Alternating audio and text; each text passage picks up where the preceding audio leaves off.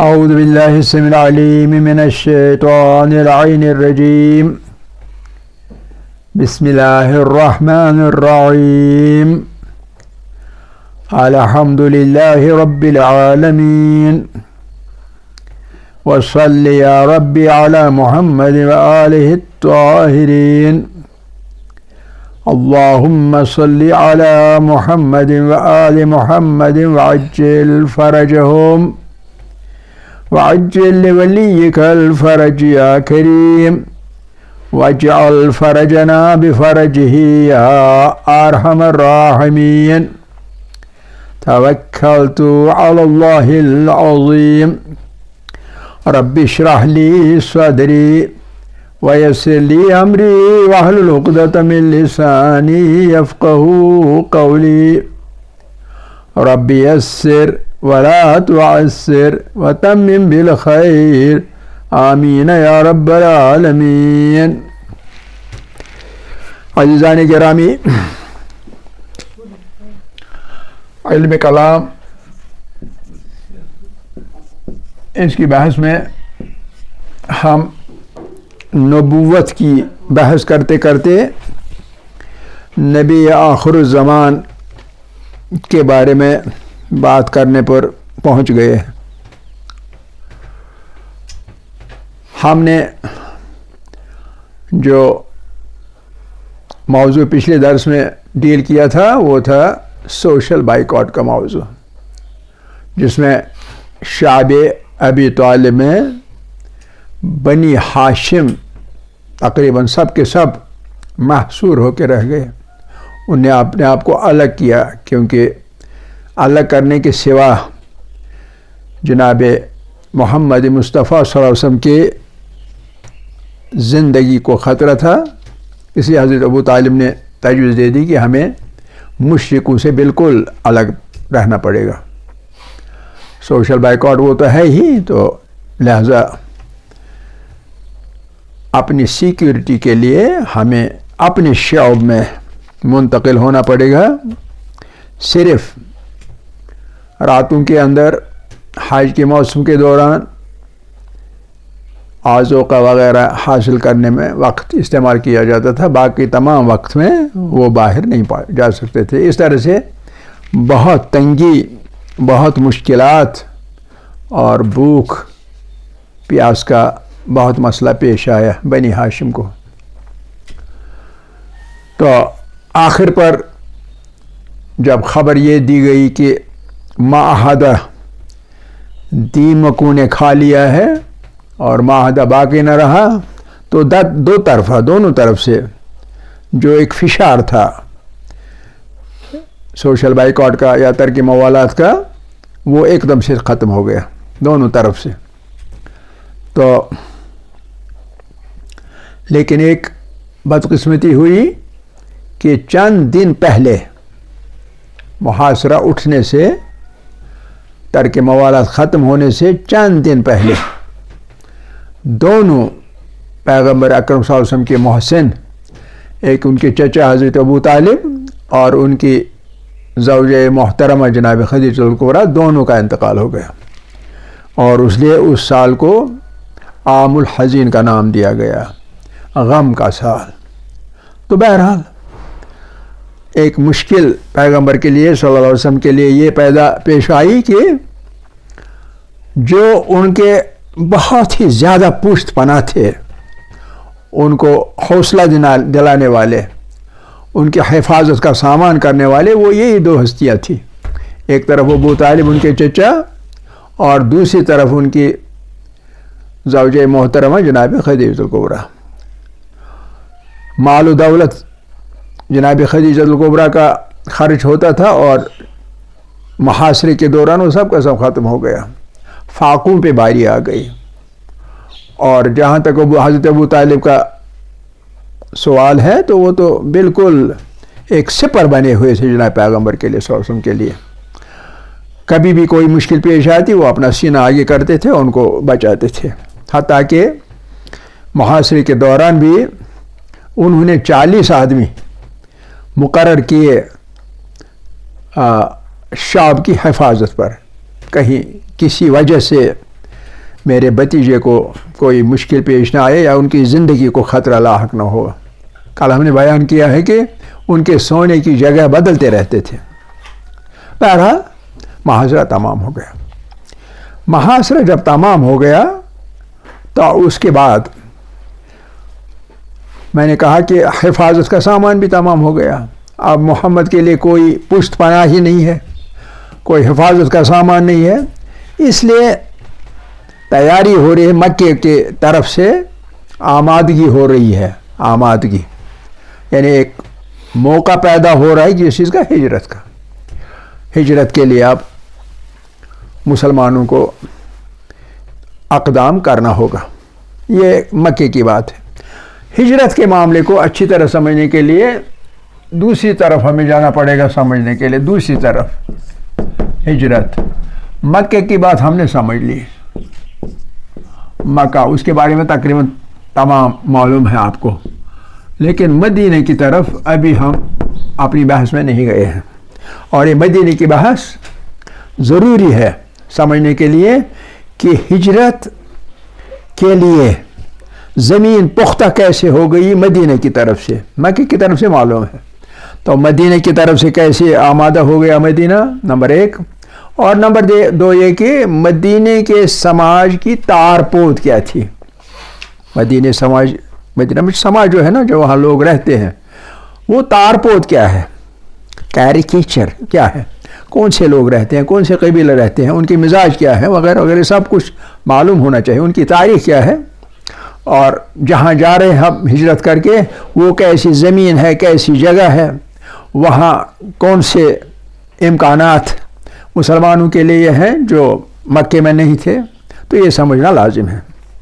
تو آپ کو یہ معلوم ہونا چاہیے کہ مدینہ جو ہے، مدینہ مکے کے تقریباً شمال میں ہے، تھوڑا سا شمال مغرب میں.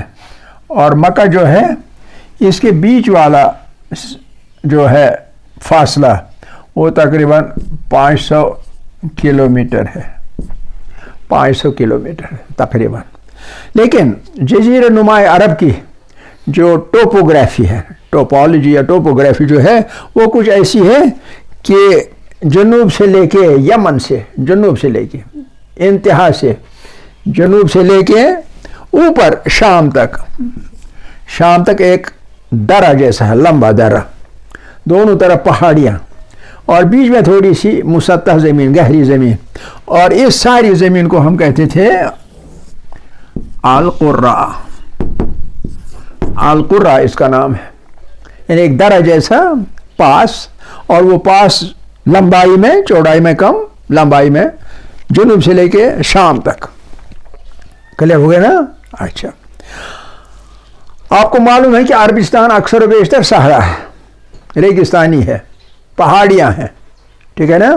لیکن یہ حصہ جو ہے، یہ حصہ مقابلتاً اس میں زمینیں پائی جاتی ہیں جن میں ہریالی بھی ہے اور زرعی زمینیں بھی ہیں.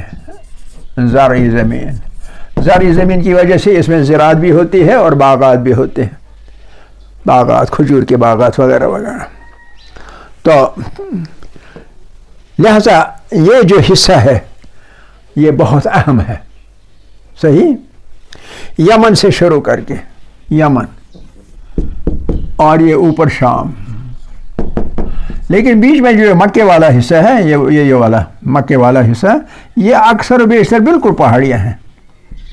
آپ آ جائیں گے انشاءاللہ، کیا نام ہے، عمرہ یا حج کرنے کے لیے، پہاڑی علاقہ، صرف پہاڑی. مکہ ایک جگہ ہے جو پہاڑیوں کے بیچ میں بہت تنگ جگہ ہے، اور بیچ میں مکہ ہے جہاں کی خانہ کعبہ بیچ میں، اسے اترائی میں ہے. ایک گول سی معمولی، اتنی زیادہ وسیع جگہ نہیں ہے، لیکن اس وسیع جگہ میں بھی زمین اکثر بیشتر یہی پتھریلی، ریگستانی وغیرہ وغیرہ ہے، اور زراعت کے قابل نہیں ہے، کھیتی باڑی کے قابل نہیں ہے. یہ ہے اس کا جو ٹوپوگرافی ہے. وہ جہاں تک مدینے کا تعلق ہے، مدینے میں بہت اچھی آب و ہوا ہے، بہت اچھی معتدل آب و ہوا نمبر 1، اور نمبر 2 باغات اور زراعت بہت اچھی ہوتی ہے، اور اس لیے وہاں کھجور کے باغ کافی بہتات کے ساتھ پائے جاتے ہیں، اور زرعی زمین زراعت بھی گیہوں جو وغیرہ وغیرہ وہاں پیدا ہوتی ہے، ٹھیک ہے نا۔ لہذا مدینہ مکے کے مقابلے میں آسائش و آرام کے لحاظ سے بہت بہتر ہے، ٹھیک ہے نا۔ اب وہاں کون سے لوگ رہتے ہیں؟ ابتدائی جو وہاں کے آبائی طور پر لوگ رہتے ہیں وہ یہودی تھے، یہودیوں کے 3 قبیلے رہتے تھے وہاں۔ ایک تھے بنی نذیر، اور ایک تھے بنی قائنقاع، اور ایک تھے بنی قریظہ۔ یہ 3 قبیلے وہاں یہودیوں کے رہتے تھے ابتدا سے ہی، یہ 3 قبیلے۔ اس کے معنی یہ ہوئے کہ مکے میں جو اسلام کا ظہور ہوا تو مدینے میں اہل کتاب رہتے ہیں، باقی سب کے سب بت پرست ہیں، مشرک ہیں۔ یہ لوگ بھی اہل کتاب ہیں اور یہاں سے بھی کتاب لے کے جناب پیغمبر صلی اللہ علیہ وسلم اور رسول کے طور پر مبعوث ہو گئے، ٹھیک ہے۔ لیکن ان کے ساتھ جو بستی دوسری ہے وہ ہے یمن میں۔ آپ آج کل خبروں میں سنتے ہوں گے کہ یمن میں ایک جگہ ہے جس کو معارب کہتے ہیں، معارب، اور معارب میں جو افریقہ کا بر اعظم اور جزیرۃ العرب، اس کے بیچ میں معارب میں باندھ ہوا کرتا تھا، یعنی جہاں سے ہم پار جاتے تھے حبشہ وغیرہ میں۔ ایک زمانے میں وہ باندھ ٹوٹ گیا اور وہ آج تک کھلی جگہ ہے، بحر کلثوم، ریڈ سی ہے نا۔ جیسے آج کل مدینہ میں وہاں کا پانی آ کے مدینہ کو سیلاب آ گیا ہے، تو وہاں سے لوگ باندھ ٹوٹنے کی وجہ سے انہوں نے ہجرت کی اور چلتے چلتے وہ مدینہ پہنچے اور مدینہ کو اچھی جگہ پا لی انہوں نے، اور وہ وہاں بس گئے۔ اور وہ کون سے لوگ تھے؟ وہ مشرک تھے، یعنی دوسرا حصہ ان کا مشرک تھا، مشرک یعنی بت پرست۔ ان بت پرست کے 2 قبیلے تھے، ایک بہت بڑا قبیلہ جن کو خزرج کہتے تھے، اور دوسرا قبیلہ جن کو اوس کہتے تھے، اوس اور خزرج، اوس اور خزرج، یہ دونوں بت پرست ہیں۔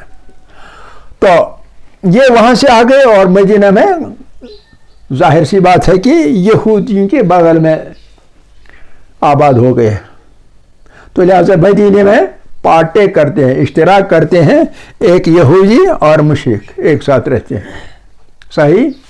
لیکن اہلی کتاب جو یہودی ہیں ان کا کلچر بہت ترقی یافتہ ہے، ان کا کلچر ترقی یافتہ ہے، اور چونکہ وہ کھیتیوں اور باغات کے مالک تھے اس لیے ان کی مالی حالت بھی بہت اچھی ہے، ان کی مالی حالت بھی بہت اچھی ہے۔ اس کے مقابلے میں جو ہمارے یہاں کے بنجاروں کی طرح یمن سے آ کے وہاں بس گئے تو وہ بے خانمان ہیں، اس لیے غریب ہیں، فقیر ہیں، مادی طور پر کمزور ہیں، مستضعف ہیں۔ تو لہذا یہ لوگ ان یہودی کو بہت عزت اور احترام کی نظر سے دیکھتے ہیں اور ایسا ہی ان کے ساتھ سلوک کرتے ہیں۔ مگر جو یہودی ہیں ان کو ایک احساس برتری ہے، سپیریورٹی کمپلیکس، کہ ہم ان سے بڑے ہیں، صحیح ہے نا۔ ایک اپنے آپ کو بڑا سمجھنے والے شخص میں تھوڑا سا تکبر ہوتا ہے نا۔ اچھا، اور اس تکبر کی بنیاد پر کبھی کبھی ان کے درمیان جو نوک جھونک ہوتی رہتی تھی تو اس بنیاد پر وہ اکثر و بیشتر ان کو دھمکیاں دیا کرتے تھے۔ دھمکی کیا دیتے تھے؟ کہتے تھے، چونکہ تورات میں موجود ہے کہ ایک پیغمبر آنے والا ہے آخری زمانے میں، تو یہ لوگ ان سے کہتے تھے ہم اللہ والے ہیں، اہل کتاب ہے اللہ والے، اور آپ مشرک ہیں، تو ہمارے یہاں ایک پیغمبر آنے والا ہے، قریب ہے وہ زمانہ، جیسے ہم آج کل کہتے ہیں ظہور امام بہت قریب ہے، اسی طرح وہ پیغمبر بہت عنقریب ظہور کرنے والا ہے. تو یاد رکھیے، ظاہر سی بات ہے وہ ہمارا ہوگا اور ہم اس کے فرمان بردار بن جائیں گے، اور اس وقت آپ لوگوں کو ہم سبق دلائیں گے اور آپ کو بالکل قوم عاد اور قوم ارم کی طرح برباد کریں گے. ٹھیک ہے نا؟ تو ان کو دھمکی دی. اکثر بیشتر جب دھمکی دی جاتی ہے کسی کو تو آدمی سوچنے لگتا ہے یہ کیا ہونے والا ہے، اور اس طرح سے ایک خوف کے عالم میں اور ساتھ میں امید بھی، امید اور بیم دونوں طرح کے احساسات، امید کے بھی، بیم یعنی خوف کے بھی اور رجا کے بھی. خوف اور رجا کے احساسات ان کے ذہن میں جاگزین ہو گئے اور یہ واقعہ ان کے ذہن میں اچھی طرح بیٹھ گیا، کچھ ہونے والا ہے. کبھی اس میں خوف تھا اور کبھی یہ کہ ٹھیک ہے یہ اہلی کتاب ہے لیکن وہ پیغمبر ہوگا، وہ نیا دین لانے والا ہوگا اور اس کے لیے ایک ہی بات ہوگی، لہٰذا کاش اللہ ہم ہوتے جو پہلے اس کے پاس جاتے. صحیح ہے نا؟ اس طرح کے جذبات اوس اور خزرج اور اوس میں پائے جاتے تھے. لیکن جیسا پیچھے میں نے آپ سے کہا ہے، اوس اور خزرج ان دو قبیلوں کے درمیان اکثر و بیشتر جنگ اور خون ریزی ہوا کرتی تھی. ان کے آپس میں کبھی نہیں بنتی تھی. معمولی کسی بات پر جھگڑا ہوا، اور ظاہر سی بات ہے وحشی لوگ جب جھگڑا کرتے ہیں تو کسی نہ کسی کی جان چلی جاتی ہے، کسی نہ کسی کو مارتے ہی ہیں. تو جب جان کسی کی چلی جاتی ہے تو اس کا قصاص لینا ہے، تو مقابل والا قبیلہ قصاص لیتا ہے، اور اس طرح سے ایک سلسلہ جنگوں کا، لڑائیوں کا جاری رہتا ہے. اور یہ اوس و خزرج کی لڑائی بڑی دیر سے جاری تھی اور اس طرح سے ایک دوسرے کے جانی دشمن تھے. لیکن آخر پر جب ظہور اسلام ہوا، اس کے قریب میں ان کے درمیان جو جنگ ہوئی اس کا نام جنگ بوآس تھا. جنگ بوآس، اس جنگ کا نام جنگ بوآس تھا. اور یہ جنگ بوآس بہت شدید تھی، یہ جنگ بہت شدید تھی، بہت سخت تھی، اور اس میں دونوں طرف سے جان اور مال کا زبردست نقصان ہوا. لیکن اتنا نقصان ہوا، جان کا بھی اور مال کا بھی، لوگ بھی مارے گئے اور مال بھی ان کا ضائع ہو گیا. ایک دوسرے کی مال کو جلاتے تھے، لوٹتے تھے، برباد کرتے تھے، کچھ نہ کچھ ایسی باتیں جو جنگ میں ہوا کرتے وہ ہوا کرتے تھے. لیکن اس شدت کی وجہ سے، جنگ بوآس کی شدت کی وجہ سے دونوں قبیلے نادم بھی تھے اور پشیمان بھی تھے.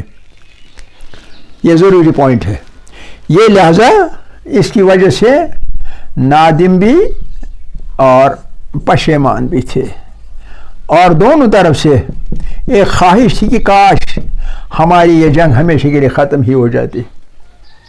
اس جنگ نے ہمیں کہیں کا نہیں چھوڑا. تو یہ ہے بیک گراؤنڈ، یہ ہے بیک گراؤنڈ. اسی بیک گراؤنڈ کے اندر ظاہر سی بات ہے یہ بھی انتظار میں ہے پیغمبر آخر الزمان کے، ہے نا؟ اور یہ لوگ بھی اپنی جگہ آمادہ ہے، کاش کوئی آتا مصلح جو اصلاح کرتا، جو ریفارم کرتا اور ہمیں ان جنگوں سے آزاد کرتا، ان جنگوں سے ہمیں چھٹکارا دلاتا، اور یہ کہ اہل کتاب کی دھمکیوں سے بھی ہمیں آزاد کرتا. لہذا سب کے سب آمادہ تھے اس کا، کس کے آمادہ تھے؟ اس کے جو کہ پیغمبر آخر الزمان ہے. آپ کو معلوم ہے کہ پورے جزیرے نمائے عرب میں جو اصلی معاش تھا، یہ کھیتی باڑی وغیرہ، یہ باغ وغیرہ، یہ بیچ والے حصے میں تھے، لیکن اکثر بیشتر وہاں کا ذریعہ معاش تجارت تھا. اور تجارت میں ہمیشہ یمن سے تاجر جایا کرتے تھے، مکے سے تاجر جایا کرتے تھے، مدینے سے تاجر جایا کرتے تھے شام ایک ہیلتھ ریزورٹ جیسا تھا، سرد والا علاقہ، سرد نہیں بلکہ معتدل علاقہ، اور جتنا نیچے جاتے اتنی گرمی زیادہ. ٹھیک ہے نا؟ ایکویٹوریل کے ریجن کی طرف. تو لہذا لوگ آتے جاتے تھے. ایک جگہ کی خبریں دوسری جگہ پہنچ ہی جاتی تھی. اسی صورت میں جو مکہ ہے، مکے سے خبر نکل آئی ادھر ادھر اور وہ پہنچ گئی مدینے میں بھی، اور ان کو پتہ چل گیا کہ پیغمبر ظہور کر چکا ہے، اسلام آ چکا ہے، جس کا انتظار تھا وہ ہو چکا ہے. تو اس دوران چند ایک لوگ مدینے کے تجارت اور سفر، تجارت کے سلسلے میں ایک سفر اور حج کے سلسلے میں زیارت، حج کے سلسلے میں زیارت بیت اللہ، زیارت بیت اللہ اور تجارت کے سفر کے سلسلے میں لوگ ادھر ادھر آیا جایا کرتے تھے. اسی دوران ابتدا میں ہی جو مدینے کے لوگ تھے ان میں سے 5-6 آدمی یا اس سے بھی بلکہ کم مسلمان بن چکے تھے، انہوں نے اسلام قبول کر لیا تھا. وہ کون تھے، کیا تھے، تاریخ میں اتنی زیادہ صراحت نہیں ہے، لیکن ظاہر سی بات ہے کہ زیارت پہ جائے گا ایک بزرگ ہی ہے نا، تجارت بھی کرے گا ایک ادھیڑ عمر کا آدمی ہی، جوان نوجوان کا اس کے ساتھ معاملہ نہیں ہے. لیکن جب بزرگوں میں سے یا ادھیڑ عمر کے لوگوں میں سے بہت گنے چنے چند ایک مسلمان ہو چکے تھے تو وہ اس دنیا سے گزر بھی چکے ہیں، لہذا ان کا اثر کوئی خاص اسلام کا آگے نہیں چلا، ان کا اثر ساتھ میں ہی ختم ہو گیا. اب 3 سال بہت ضروری ہے، اور وہ 3 سال ہے بعثت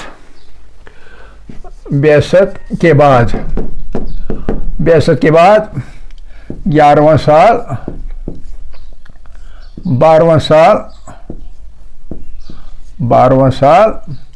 اور 13واں سال. 11واں سال 12واں سال اور 13واں سال یہ بہت اہم ہے ہجرت کے بارے میں.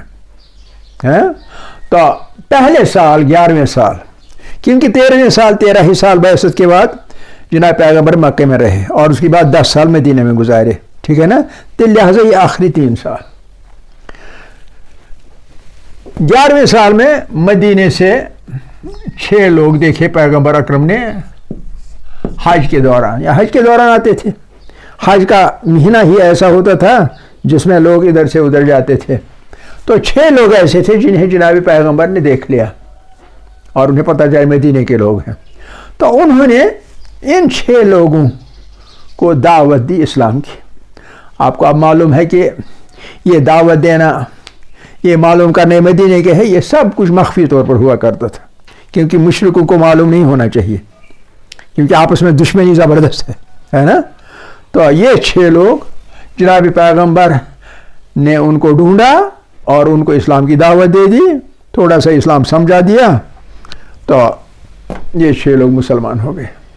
ٹھیک، جب یہ 6 لوگ مسلمان ہو کے واپس چلے گئے، کفار مکہ کو معلوم نہیں ہے، مکے سے مدینے پہنچ گئے تو انہوں نے وہاں تذکرہ کیا. ظاہر سی بات ہے یہ یہودی نہیں تھے بلکہ اوس اور خزرج میں سے تھے، تو لہٰذا انہوں نے اپنے لوگوں میں بات پہنچائی کہ وہاں جس بات کا ہمیں انتظار تھا وہ پیغمبر آ چکا ہے اور اس کا دین یہ ہے. دین کی جو بھی ہوتی ہے نا باتیں، تعلیمات، وہ تعلیمات ان کو بتا دی. تو اس سال کے آخر تک، 11ویں سال کے آخر تک 12 مہینوں کے دوران مدینے کے گھر گھر میں نغمہ اسلام پہنچ چکا تھا. محمد عربی صلی اللہ علیہ وسلم کا چرچا ہر گھر میں ہوا کرتا تھا. کیسے ہیں، شکل صورت کیسی ہے، قد و قامت کیسی ہے، آداب کیسے ہیں، عادات کیسے ہیں، مزاج کیسا ہے، اخلاق کیسے ہیں، یہ سب باتیں ہوتی رہتی تھی اس سال بھر کے دوران. نتیجہ کیا نکلا؟ نتیجہ نکلا کہ 12ویں سال میں وہاں سے لوگ اور آ گئے، اور وہ ان کی تعداد کیا تھی؟ ان کی تعداد تھی 12 لوگ آ گئے. ان میں سے خزرج کی، ہمیشہ خزرج زیادہ بڑا قبیلہ تھا اوس کے مقابلے میں، خزرج زیادہ بڑا اوس چھوٹا، لہذا خزرج کی تعداد ہمیشہ زیادہ ہوتی تھی، اوس کی تعداد کم تھی.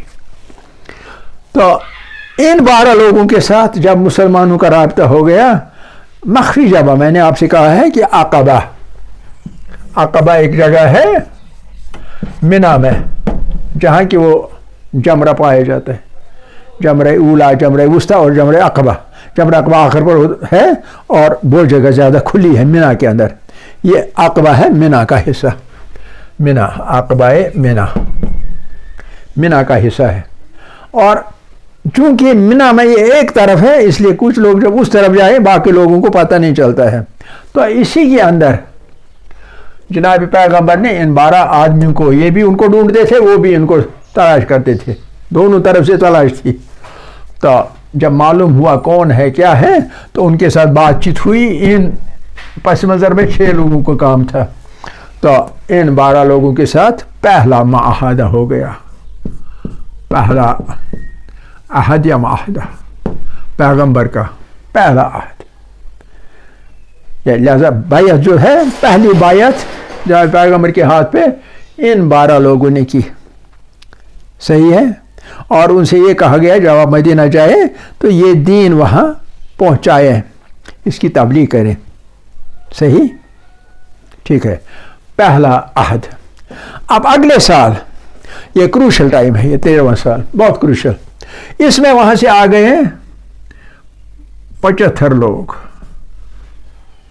75 لوگ، جن میں سے 62 خزرج کے ہیں، 2 عورتیں ہیں اور 11 اوس کے لوگ ہیں۔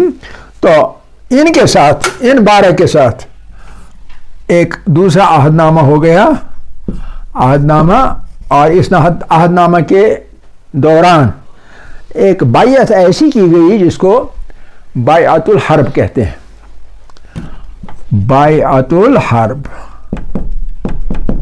یہ بیعت الحرب کیوں کہتے ہیں؟ حرب، حرب کا معنی ہوتا ہے جنگ، لڑائی، گتھم گتھا ہونا، مقاتلہ، اسے بیعت الحرب اس لیے کہتے ہیں۔ ان 75 لوگوں کے ساتھ انہوں نے کہا اگر ہمارے لوگ یہاں سے اپنے مشکلات کا تذکرہ وغیرہ کیا، کہا اگر یہاں ہمارے لوگ وہاں آئے، یا یہ کہ انہوں نے کہا ممکن ہے آپ ہی آئیں خود پیغمبر ہی، تو کہا آپ ہمارے کیا کر سکتے ہیں؟ کہا ہم یہ کر سکتے ہیں آپ کی حفاظت کریں گے، جنگ جدل ہوگا تو آپ کے ساتھ ہم بھی لڑیں گے، آپ کی حفاظت کریں گے، آپ کے ساتھ لڑیں گے۔ لڑنے کی وجہ سے لڑنے کا معاہدہ بھی ہے، اس لیے اس کو بیعت الحرب کہتے ہیں۔ جب یہ بیعت الحرب ہو گئی تو جناب پیغمبر سے ان سے کہا، انہوں نے ان سے کہا کہ فوری طور حج تمام کر کے فوری طور آپ مدینہ چلے جائیں، مکے میں نہ ٹھہریں، کیونکہ خدشہ تھا کہ مشرک جو ہے ان کے جاسوس ہوا کرتے ہیں، وہ ہمارے پر نظر رکھے ہوئے ہیں، کہیں ان 75 لوگوں کو نقصان نہ پہنچائے۔ تو وہ بھی بڑی تیزی کے ساتھ مدینے کی طرف مکے سے خارج ہو کر روانہ ہو گئے، لیکن پھر بھی ان میں سے ایک آدمی مشرکین مکہ کے ہاتھوں گرفتار ہو ہی گیا، ایک آدمی گرفتار ہو گیا، 74 آدمی بسے ہوئے سلامت مدینہ پہنچ گئے، صحیح ہے۔ تو یہاں سے لے کے یہ حج کا زمانہ تھا نا، حج آدھا لیجئے، آدھا مہینہ، حج کا آدھا مہینہ، ذی الحج کا آدھا مہینہ، پھر اس کے بعد محرم کا 1 مہینہ لیجئے، اور پھر سفر کا 1 مہینہ، کل بنتے ہیں 2.5 مہینے بنتے ہیں نا۔